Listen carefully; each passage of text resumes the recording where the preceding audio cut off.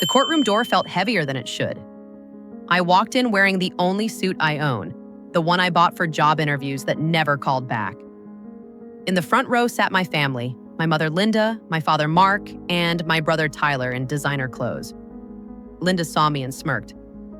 "He really thinks this is his," she whispered. Mark didn't lower his voice. "Relax. After today, his money is ours." They were talking about the inheritance my grandpa Daniel left to me. Not them, me.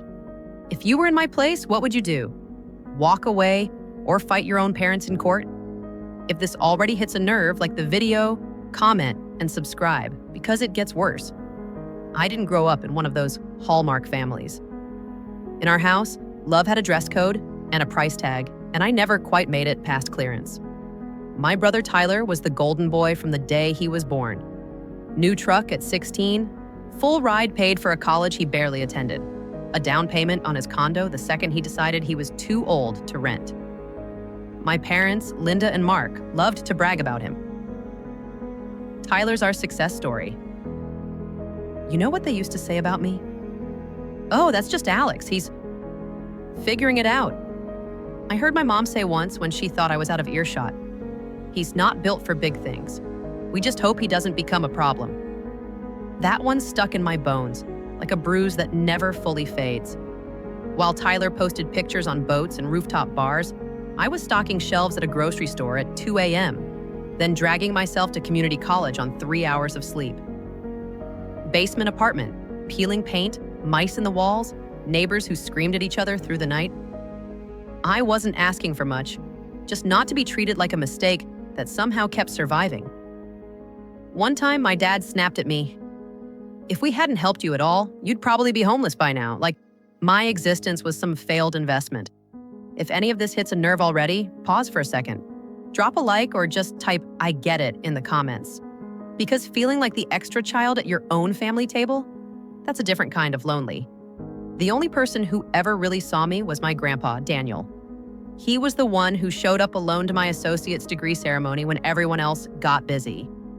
He took me out to lunch every other Sunday, asked about my classes, actually listened to the answer. He'd lean across the table and say, "Tyler's got charm. You've got grit. Charm is loud. Grit wins in the long run." He also had this weird obsession with documentation. Keep everything, kid. Every email, every receipt, every letter. People change when money shows up. Paper doesn't. I thought it was just old man paranoia. I didn't realize he was quietly arming me for a war he knew I was going to have to fight someday, with the exact people who were supposed to protect me. And that war started the day his will was read, when the mask finally slipped and I saw what my family really valued. Not love, not loyalty, just numbers on a page. The envelope from the court looked harmless. Just white paper with my name typed neatly on the front like a bill or a jury summons. My hands were sweating before I even opened it. Inside was a 14-page petition, full of legal words I understood just enough to know how bad it was. My parents and my brother were asking the court to declare me financially incompetent and appoint my mother as conservator of my assets for my own protection. Translation: they wanted legal control over every cent my grandfather left me. The lies were brutal. They claimed I had a history of impulsive spending and inability to manage complex financial decisions. They listed my student loans as proof I could not budget. They even twisted the fact that I worked nights at a grocery store into unstable employment. At one point, it literally said, "Subject displays poor judgment and limited understanding of long-term consequences." Reading those words about yourself, written by your own family, hits different. It felt like being dissected while still awake. It got worse. My boss called me into her office, slid a printout across the desk, a public record search. There was my name, tied to the conservatorship petition. "Is there something going on we should know about?" she asked. I told her it was a family dispute, that it wasn't true. She looked genuinely sorry and said the words that made my stomach drop. "Until this is resolved, we have to put you on administrative leave. It's policy." So in one move, my family didn't just go after my money. They took my job, my reputation, and my sense of safety. Social media turned into a firing squad. Tyler posted this smiling throwback picture with my grandpa and captioned it, "Doing what we must to honor his true wishes. Family first." The comments were vicious. "Money really changes people. She always gave me weird vibes. Praying for your family, Tyler." Funny how people will diagnose your soul from one post and zero facts. If you've ever had strangers judge you off a single, one-sided story, hit like, or just drop a same in the comments because that kind of public humiliation burns. That night, when the noise got too loud, I pulled out the old binder my grandpa had given me years before. I flipped to page 12 just to distract myself and froze. There it was, Section 7, subsection D. A single paragraph that changed everything. In plain language, it said any beneficiary who tried to legally strip another of their share would forfeit their own immediately. In the margin, in his handwriting, he'd written, "Keep this safe, kiddo. Trust, but verify." For the first time since this started, I felt something other than fear. I felt the tiniest spark of, okay, you came for the wrong person. Once I found that forfeiture clause, I realized my grandfather had left me more than money. He'd left me a loaded safety switch. I decided to give my family one last chance. I printed the clause, highlighted Section 7, subsection D, and sent a certified letter to Linda, Mark, Tyler, and Richard. 48 hours to withdraw the petition, or they'd lose their shares by their own choice. A small part of me still believed they'd wake up, call me, say, "We went too far." Spoiler, they never did. Instead, they escalated. Richard filed an amended petition saying my grandfather might not have been mentally competent, and hinting that I'd influenced him. They found a doctor who'd seen my grandpa once and got him to sign off on possible confusion.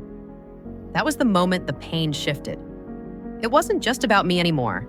They were dragging the one person who truly believed in me through the mud to justify stealing from me. If that makes your chest tighten a little, you're not alone. Tell me in the comments if you've ever watched people rewrite someone you loved just to excuse their own behavior. So I did what Grandpa taught me. I went back to the paperwork. I put their so-called amendment next to my original copy of the trust. The dates didn't line up. The notary seals were different. The signature looked too perfect, like it had never actually touched a pen. I tracked down the real notary, now retired in Arizona. He checked his records and said, "I never notarized that. That's not my stamp." He sent me an affidavit. I hired a forensic document examiner, and the report came back clear. The signature was digitally traced, and the paper was manufactured years after the document was supposedly signed. This wasn't a misunderstanding. It was forgery, point blank. Here's the twist my family never saw coming. I wasn't just the irresponsible kid they'd written about in that petition. I was a licensed attorney. I'd passed the bar 6 months earlier after 4 years of night classes and double shifts. I hadn't told them because I didn't want their praise or their doubt. Now their ignorance was my advantage. I wrote a counter petition, fraud, breach of fiduciary duty, enforcement of the forfeiture clause, and a motion to freeze all trust distributions. I signed it with my name and 3 letters they never expected to see, esquires. In court, when the judge asked, "Is the respondent represented by counsel?" And I stood up and said, "Your Honor, I'm appearing on my own behalf." You could feel the whole room recalibrate. Richard went pale. Linda looked like her world just tilted. Mark stared at the table. I walked the judge through everything: the ignored warning, the fake amendment, the notary's affidavit, the forensic report. When the judge turned to my parents and asked, "Do you have any explanation?" They said nothing. Not "we're sorry," not "we were desperate." Just silence. The ruling came down fast. Petition for conservatorship dismissed with prejudice. Forfeiture clause enforced. Sanctions for filing a fraudulent document, and a referral to the district attorney. 30 days later, Tyler lost the house. My parents lost the investment accounts, and just like my grandfather planned, most of it was redirected to a scholarship fund for first-generation college students. I kept enough to pay off my loans, buy a small condo, and open a small practice helping people in their own ugly family battles. I set strict boundaries with my family. Low contact, No holidays, no pretending this was a miscommunication. Months later, my mom emailed, "I'm sorry things got so complicated." Not, "I'm sorry we tried to take everything from you." Just complicated. I replied, "I wish you the best," and that was it. So here's where I hand it to you. If your own family did this, tried to erase your future and rewrite your grandfather's story, would you forgive and let them back in, or keep the wall up like I did? Drop your answer below. And if this story made you angry or weirdly seen, share it with someone who needs to hear this. Protecting yourself doesn't make you cold. Sometimes the healthiest thing you can do is keep the receipts and walk away. Some mornings, I still wake up wondering if any of this really happened. Then I see my grandpa's picture on my desk, the same one my brother used for his Family First post. And I remember every second of it. I remember sitting in that courtroom alone, listening to my own parents argue that I was too stupid to handle my own life. And here's the part I still wrestle with. They lost the house. They lost the investments. I kept my share and I kept my distance. So tell me honestly, am I in the wrong? Was I wrong for enforcing that clause? For not stepping in to save them from the consequences they created? For choosing boundaries over forgive and forget? What I learned is this: love without respect is just control in a nicer outfit. You can love people and still say, "You don't get to hurt me like that," and stay in my life the same way. Protecting yourself doesn't make you selfish. Sometimes it's the first healthy decision you ever make. If this story made you think, or even made you a little mad for me, let me know in the comments. Would you have done what I did? And if you want more stories like this, don't forget to like, share, and subscribe. Your support tells the algorithm and me that these receipts were worth keeping.